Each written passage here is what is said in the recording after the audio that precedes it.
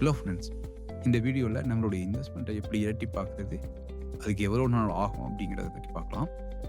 நம்ம கொடுக்குற commitment 3 to 5% monthly.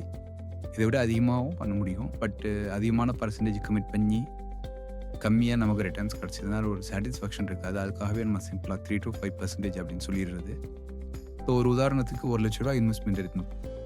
3% ரிட்டர்ன்ஸில் நீங்கள் ஒர்க் அவுட் பண்ணிங்கன்னா, இந்த டேப்லெட் காலத்தில் பார்த்தீங்கன்னா 24 மந்த்ஸ்லேயே நம்மளோட இன்வெஸ்ட்மெண்ட் டபுள் ஆகிடும். அதையே கொஞ்சம் இன்க்ரீஸ் பண்ணி 5% அப்படின்னு ஒர்க் அவுட் பண்ணோம்னா 15 மந்த்ஸ்லேயே ஆகிடும். இன்னும் கொஞ்சம் இன்க்ரீஸ் பண்ணி 10% அப்படின்னு சொல்லி பார்த்தோம் அப்படின்னா 8 மந்த்ஸ்லேயே நம்மளோட இன்வெஸ்ட்மெண்ட் டபுள் ஆகிடும்.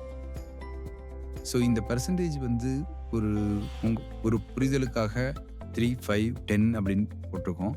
பட் எக்ஸாக்டாக நம்ம இந்த பர்சன்டேஜ் ஏர்ன் பண்ணுவோம்னு கிடையாது. சம்டைம்ஸ் அதிகமாகவும் போகும், சம்டைம்ஸ் கம்மியாகவும் வரும்.